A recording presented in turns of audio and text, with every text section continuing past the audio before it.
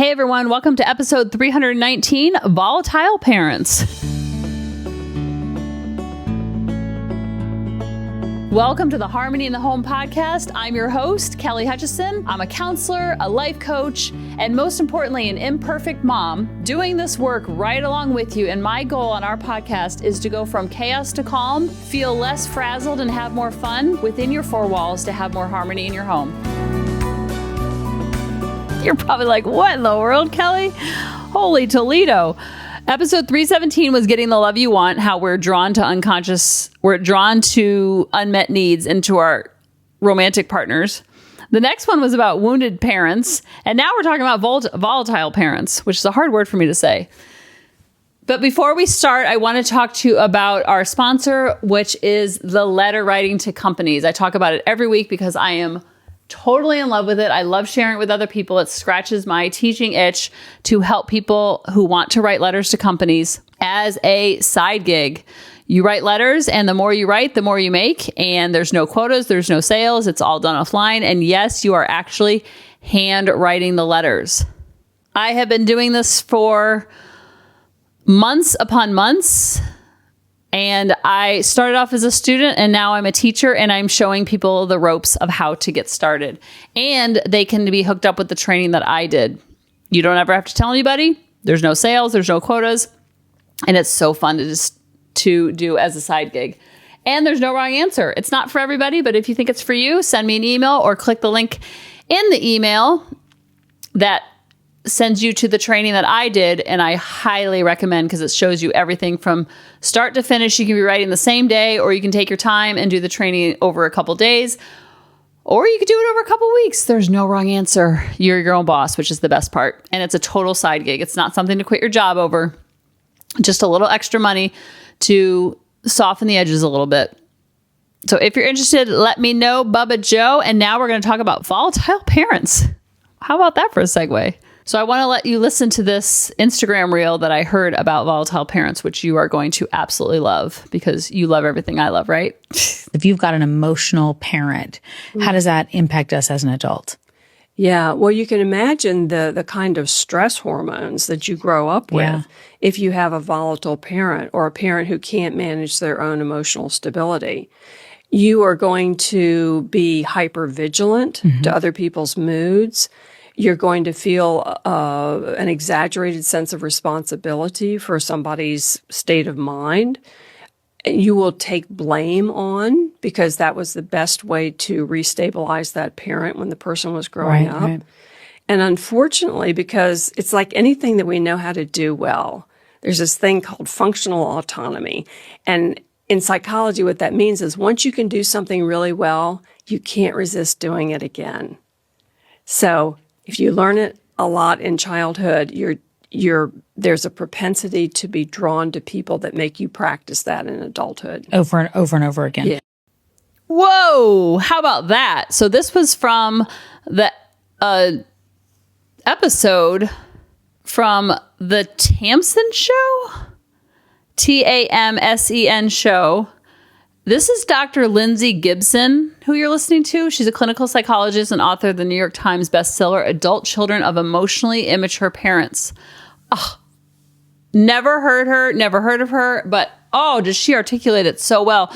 How you're taught when you're younger how to stabilize the parent, and then you learn that, and then you go and try to stabilize your love relationships, your kids, you do what works because you've learned these traits and you're like, oh, I'm good at this. I know how to stabilize my parents.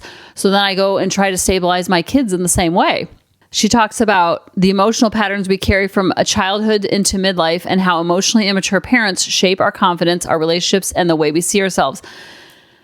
Oh, the whole episode was so good.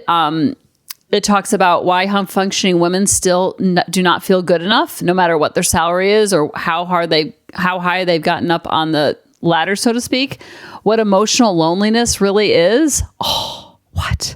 How to stop carrying responsibility for everyone else and how to finally let go of hope that they'll change. Moonza Ali says, I think what we all feel. She says, sigh, it's exhausting as an adult trying to rewire your brain when all your childhood you ate When all your childhood, you are trained to account for others, people's moods and emotions and ignore yours. Because that's what people pleasing is. If you were taught when you were younger that you have to make your mom or dad happy and they were unstable or they were volatile or they were all over the map and you were always trying to figure out how to do that, you're going to do that into your adult relationships. You're going to bring that into the workplace. You're going to bring that into your marriage. You're going to bring that with your kids, that they have to be happy all the time. And if they're not, then there's something wrong with you because you're not doing your quote unquote job. And this awareness is so freeing. Oh, I don't have to hold down the fort for everybody. HP Travel Love says, now in my 50s, I'm done doing this for other people. It's almost reflexive to pull when people want to emotionally dump, seek emotional support, or behave badly when the relationship isn't shared. I know relationships ebb and flow where you might at one time give support and then other times when you need it. If I am the only one giving over a period of time, then I distance myself. It's a hard no for me now. Ooh, iHeartRess says, eggshells, scared of the sound of her pulling in the driveway. Dad was physically scarier, but usually kept away. Oof. So on this, if you go, it's a June 11th post from the Tamsin show, which I'm now a big fan of, which I didn't know I was, but I am now. If you comment the word listen on the post, it's from June 11th. And if you comment listen, then they will send you the episode in your email. So another one she did, which was another clip from here. And this is really hard. Now that I'm in my 50s, I have a lot of friends who are dealing with their parents getting older. Obviously, I'm in a lot of parents who were toxic for friends when they were growing up. Now they're getting older. So she talks a lot about, she does a segment called When Emotionally Immature Parents Get Old. I want you to listen to that one next. You're dealing or caring for older parents that might be emotionally immature parents that you have dealt with. Do you have some advice for them? Because this is just, one more thing that is added on during this time. Yes. And, none of us do better under stress or fatigue or illness. Sure. Okay. And for an older person, stress, fatigue, and illness are like much more frequent occurrences than they are when we're, hale and healthy. So they're going to be more stressed. The older parent's going to be more stressed. They're going to be more difficult to deal with because they will need more to feel stabilized emotionally and to feel good about themselves. Their self-esteem is taking a bunch of hits in this culture. Okay, to be old is to take a hit to your self-esteem, unfortunately. So I thought that was really interesting because we don't realize, like, if a parent, when they're in their 20s, 30s, and 40s, is very difficult and volatile, then imagine how they're going to be in their 70s, 80s, and 90s. It's almost exacerbated because the stress of getting older on top of all the old habits. Plus, it's very hard to, what's that saying, teach a dog new tricks. They are so cemented in their thinking and so cemented in their habits that there is no changing them. And then as the child, you might feel like you have to take care of them or be responsible for them in some way. And so that's for you to decide what kind of relationship you want. But just know that it is going to be exacerbated because of all the things that we talk about. And they don't have the skills. And then life only gets harder when there's probably physical limitations coming in. So let me know how this episode and last week's episode about the wounded parents resonated with you. And next week, we're going to talk about healing, which I know you're going to love. I love you guys, and I'll talk to you next week. Bye-bye. Hey, mamas, thanks for listening. If you had any ahas, clicks, or those lightning bolt moments while listening, you have to check out my free parenting bootcamp, where we take all of this to the next level and we try to create even more awakenings for ourselves so that we can connect more with our kids and never yell at them again.